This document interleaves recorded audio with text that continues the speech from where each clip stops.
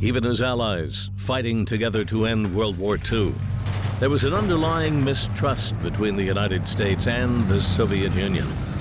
When the Big Three met for the Potsdam Conference in July 1945, President Harry S. Truman was particularly suspicious of Joseph Stalin's intentions.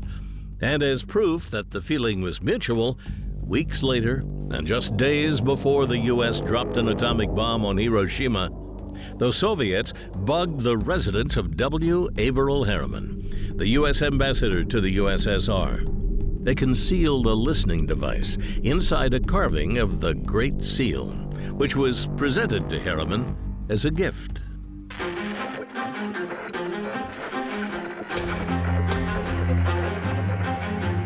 For years, the Soviets listened in on conversations, undetected, until 1952, when it was accidentally discovered by a British radio operator. The U.S. was informed, and a security sweep confirmed its existence. But rather than go public, it was kept quiet. The CIA and Britain's MI5 decided to analyze the device and then replicate it for use in their own espionage endeavors.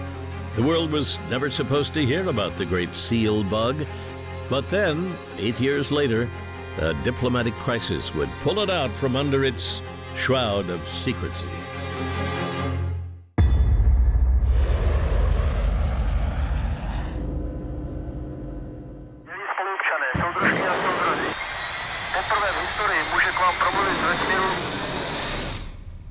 On May 1st, 1960, the Soviets shot down an American U-2 spy plane and captured its pilot, Francis Gary Powers.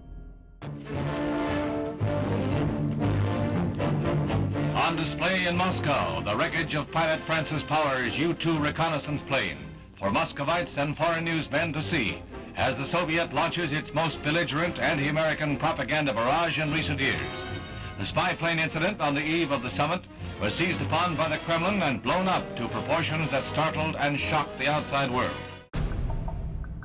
President Dwight D. Eisenhower tried to deny that it was a spy mission, but the evidence was overwhelming. The incident further strained U.S. and Soviet relations at a time when there appeared to be glimmers of progress. Soviet Premier Nikita Khrushchev abandoned talks at a summit meeting with other world powers and later convened a UN Security Council meeting to further denounce American acts of espionage. It went on for 4 days, and on the final day, May 26, 1960, the Great Seal bug reappeared.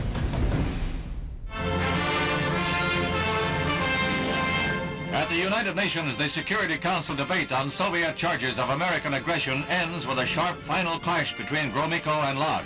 Ambassador Lodge counters repeated denials of Soviet spy activities with a concrete and dramatic example. He tells how the Soviet planted a listening device in America's Moscow embassy, concealed inside a wooden carving of the Great Seal, presented as a gift by the Russians. Go ahead, open it up.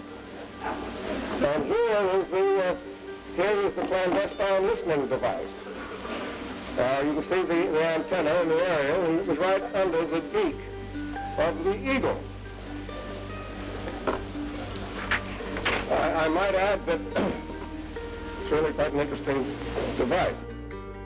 For weeks, the Soviets whipped up a furor, rebuked the U.S. for being so audacious. But Lodge wanted to prove that what the Americans were doing was no different than what the Soviets were doing. It should ever be accepted that the Soviet Union can maintain a double standard whereby they have thousands of spies and subversive agents everywhere while protesting one single harmless observation flight.